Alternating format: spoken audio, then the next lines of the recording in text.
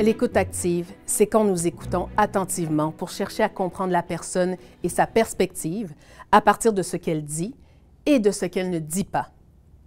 Pour cela, il est important de prêter pleinement attention à ce que l'autre dit sans l'interrompre et sans réfléchir à ce qu'on veut dire. Pour les mentors, l'écoute active permet d'avoir des conversations plus profondes et authentiques avec la personne mentorée. Il y a 6 clés pour développer des habiletés d'écoute active. D'abord, il faut être entièrement présent à l'autre et ouvert à son monde. Pour encourager l'autre personne à se livrer, on doit adopter une posture d'intérêt et de curiosité en donnant des signes d'écoute continue. Quand on prend la parole, c'est pour poser des questions ouvertes et de clarification ou encore pour reformuler et résumer les propos du mentoré pour vérifier notre compréhension. Il faut également être sensible aux émotions et les refléter au mentoré. Et finalement, faire preuve de patience en écoutant sans jugement et en mettant de côté ses pensées automatiques. Comment ça va, Simon? Ça va pas mal, mais comme tu sais, j'ai beaucoup de pain sur la planche. C'est pour ça d'ailleurs que je voulais qu'on se voit. Il y a beaucoup de choses dont j'aimerais te parler. Si t'as le temps, là, bien sûr. Bien sûr que j'ai le temps. J'ai justement demandé à Joanne qu'elle ne vienne pas nous déranger pour la première heure, là, fait que je suis toute à toi.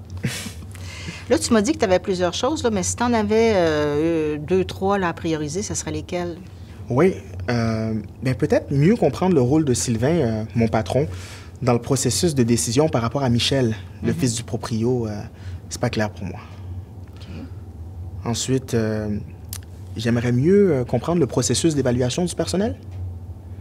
Puis finalement, les promesses qui sont faites à certains clients puis qui viennent mettre beaucoup de pression sur notre département, ça, c'est...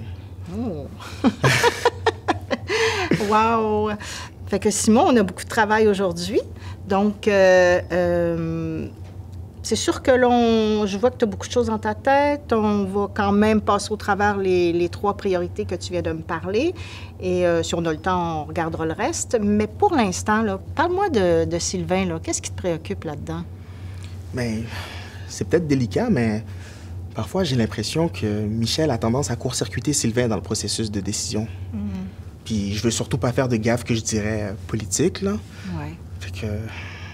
Mais tu sais, c'est quelque chose que j'avais jamais vraiment remarqué avant, mais dans mon nouveau rôle comme chef d'équipe à la production, comme je travaille directement avec Sylvain, ben je me demande comment naviguer entre lui et Michel qui prend beaucoup de place dans la compagnie. Puis en même temps, c'est normal, là, c'est le fils du proprio. Ouais, je comprends. J'entends bien ce que tu me dis, là, mais est-ce que tu pourrais me donner des exemples là, de ce qui te préoccupe? Oui, je peux penser à au moins 2 occasions où Michel m'a demandé de changer des quantités sur des commandes que Sylvain avait approuvées, à ma demande. Donc, je lui ai dit que c'était ce que Sylvain avait approuvé et il m'a dit « Je comprends, mais c'est correct, je vais lui en parler. » Et il est parti. OK. Mais qu'est-ce qui te préoccupe à ce sujet-là? Bien, clairement que ça court-circuite notre processus d'approbation. Puis moi, dans la situation, je me suis demandé quoi faire par rapport à Sylvain. Donc, si je résume ce que tu viens de me dire et la compréhension que j'en ai, Michel, même s'il est le fils du patron, il devrait suivre le processus de commande comme tout le monde. Puis, même s'il t'a dit qu'il va en parler à Sylvain, toi, t'es pas certain que ça s'est rendu et tu sais pas quoi faire avec ça. Ouais, c'est ça. Puis pour vrai, c'est la première fois que je vis une situation comme ça. Tu sais, je comprends Michel de sans doute se voir comme le propriétaire qui peut prendre toutes les décisions par lui-même, mais je me mets à la place de Sylvain, mon patron, puis je me dis que ça doit pas être facile pour lui. Puis pour moi non plus, d'ailleurs.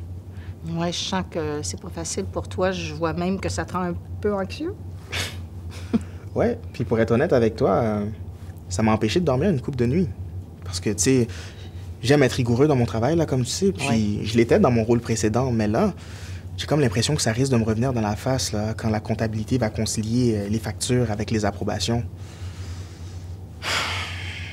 Je me trompe peut-être, là, mais j'aimerais ça être guidé pour éviter de me mettre les pieds dans les plats. Je comprends. J'aimerais ça pouvoir te dire que c'est comme ça que ça marche dans la compagnie, mais je pense que tu aimerais savoir une autre réponse. Effectivement, dans la mesure du possible. Si on fait fi du malaise que ça te rend inconfortable, la situation, toi, est-ce que tu as réfléchi à des solutions qui pourraient être satisfaisantes, tout en tenant compte là, de l'aspect politique et familial de la situation? As-tu réfléchi à quelque chose? As-tu pensé à ça? si je saisis bien ce que tu essaies de me dire, c'est que je pourrais peut-être prendre un peu de recul et réfléchir à des moyens concrets de naviguer là-dedans.